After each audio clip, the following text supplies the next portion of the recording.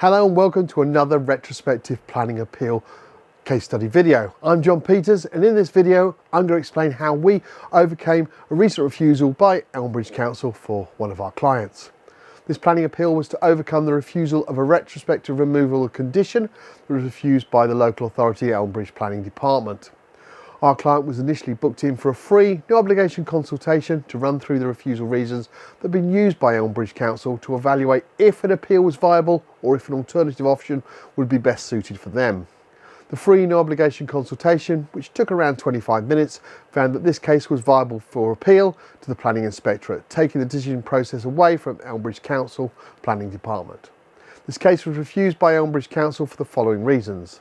The application to retrospectively vary condition 4, external case screening of planning permission 2011/0268, which was a single storey rear extension and an increase in height of garage roof to accommodate room over the front dormer, causes harmful overlooking and loss of privacy to the neighbouring property.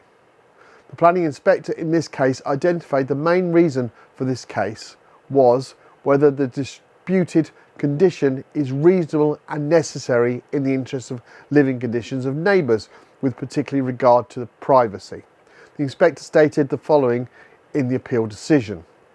I observed both the rear garden of the appeal site and the habitable room served by the upper floor window that is the subject of the appeal. It is a sizable window positioned near the boundary shared with property at number 3. However, the main outlook is towards the rear garden of the appeal site, flanked to the northwest by dense boundary planting, which serves to largely screen the rear garden at number 3. Although the council raises concerns that boundary planting would be removed, there is nothing substantial before me to suggest that this would be the case. I observed that some views of the neighbouring rear garden at number 3 remain possible from the window in question when looking towards the northwest. However, due to the projecting and sloping nature of the dormer feature within which the window is placed, such views are extremely limited from within the associated habitable room and are neither clear nor direct.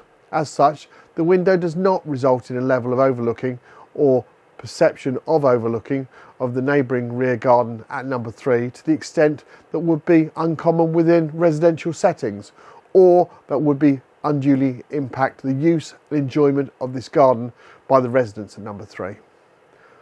Personally myself, I do like to read the appeal decisions we get and see how the inspector has approached the details of the case opposed to the local planning officer. The planning inspector always gives greater detail and comes across with an understanding of the proposal that is often missed from the local authority planning officer's decision. Many of you who have similar refusals are repeatedly stating that you've had little or no correspondence throughout the application process. The first thing you knew was receiving the refusal notice from the council, and in some cases when you receive a letter from ourselves. We completely understand that the planning process can be very frustrating, the costs involved, the time it takes and so on. But do remember, we deal with this on a daily basis for others just like yourself. With planning appeals experience matters, our specialist team handle over 2.5% of all planning appeals in England and Wales that are currently produced and submitted. Start by producing a comprehensive and robust appeal statement that in this specific case covered 23 pages with just over 4,700 words. Yet again, another substantial appeal document proving that putting that extra work into appeals gets results. It's important to detail in the appeal statement where the local authority failed in their assessment of the case and how and where possible both local and national policy applies in favour of the appeal. Nationally, if we're possible, bringing in similar cases that the planning inspector found in favour of appeal. Obviously, with the back catalogue we have of wins, we're able to use these cases and what the inspector said in them as argument to support the case where we're working on it. Once an appeal statement is completed, we send the document to our client asking them to check that they are happy for us to submit the case. If we need to add any information that the client may have forgotten previously to supply, it's done at this point and the case is then submitted. It's vitally important that all documents and responses are submitted on time throughout the process, as failure to do so will result in appeal not being successful. something we hear about often when people attempt an appeal for the first time. Always ensure you use a professional who has considerable experience of appeals. It is worth asking them for some recent successful planning appeal case studies like you'll find on our website. Due to the large number of cases we represent, we have a dedicated team that liaises with the Planning Inspectorate on a daily basis.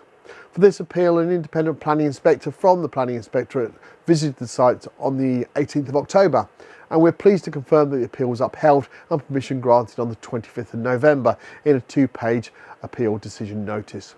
If you'd like to find out if we can help you with your planning appeal, complete our online form on our website www.planningappealsuk.com, and our new case support team will arrange for a free, no obligation consultation with one of our planning appeal assessment professionals.